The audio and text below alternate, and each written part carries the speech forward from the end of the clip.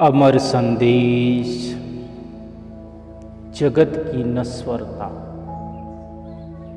परम पूज्य स्वामी जी महाराज ने सत्संग सुनाते हुए कहा कि संत महात्माओं ने संसार को प्रभु की लीला, नाटक या खेल को कहा है कि नाटक, लीला या खेल देखने में सुंदर और आकर्षक होता है, लेकिन वास्तव में वो होता मात्र खेल, नाटक या लीला ही है। नाटक सत्य नहीं होता और थोड़े समय के लिए होता है, जिनका अंत निश्चित होता है। यही कारण है कि संत महात्माओं ने वाणी में जगत को नश्वर पर बहुत जोर, बहुत बल दिया। संत महात्मा समझाते हैं, मनुष्य जन्म का वास्तविक उद्देश्य पूर्ण और स्थायी आनंद की प्राप्ति है। पूर्ण और स्थायी आनंद केवल पूर्ण और स्थायी पदार्थों से ही मिल सकती है। संसार और इसके सब पदार्थ अपूर्ण और अस्थायी हैं। यहाँ कुछ भी पूर्ण और सदैव रहने वाला नहीं। माता पिता, भाई बहन, पति पत्नी, धन दौलत, मान बढ़ाई की जो भी बातें हैं, सब अलग रही। सूरज, चाँद, सितारे, सागर, पर्वत भी अस्थायी नहीं है। संसार की नश्वरता के बारे में कबीर साहब ने कहा, पानी केरा बुदबुदा असमानस की चात, देखत ही छिप जाएगी ज्यों तारा प्रभात। इसी प्रकार एक फकीर ने कहा कि जिस तरह पतझड़ के मौसम में सारे जंगल के वृक्षों के पत्ते झड़ जाते हैं, उसी तरह संसार के हर कोने में मृत्यु का डंका बज रहा है। संसार का कोई कोना मृत्यु की पहुंच से परे नहीं है।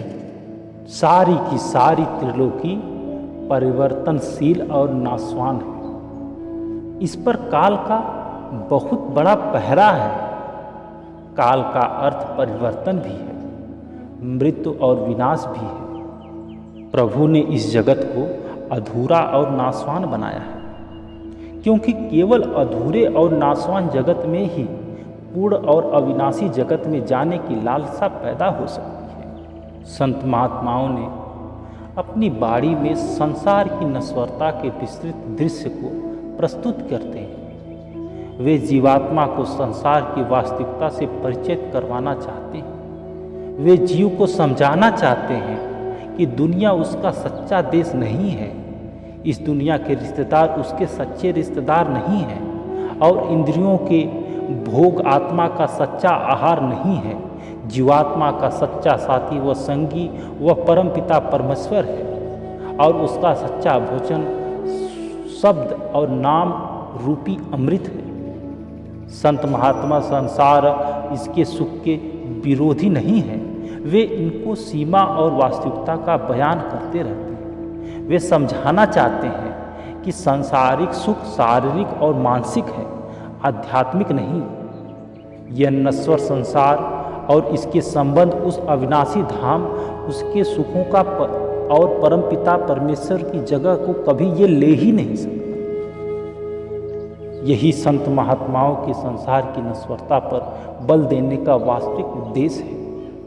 संत महात्मा समझाते हैं कि नश्वर संसार का मोह मनुष्य को संसार में बांधे रखता है, और अविनाशी प्रभु का प्रेम उसे संसार से मुक्त करके प्रभु से मिला देता है। जीवात्मा के अंदर प्रभु का प्रेम स्वाभाविक रूप से मौजूद है, लेकिन यह प्रेम संसार के प्रेम के नीचे दब गया है। यह जीव किसी ऐसे पूर्ण पुरुष की संगत करता है जो प्रभु में समाकर प्रभु का रूप हो चुका है, और जिसके अंदर प्रभु के प्रेम का सागर उमड़ रहा है। जो जीवात्मा के अंदर भी धीरे धीरे प्रभु का सोया हुआ प्रेम जागृत होना शुरू हो जाता है। जब जीव ऐसे पूर्ण महात्मा द्वारा समझाई गई युक्ति के जरिए अपना ध्यान अंतर में एकाग्र कर लेता है, तो उसकी लीव प्रभु के नाम से जुड़ जाती है। जिस तरह वह अधूरे और नश्वर संसार के मुंह से मुक्त होकर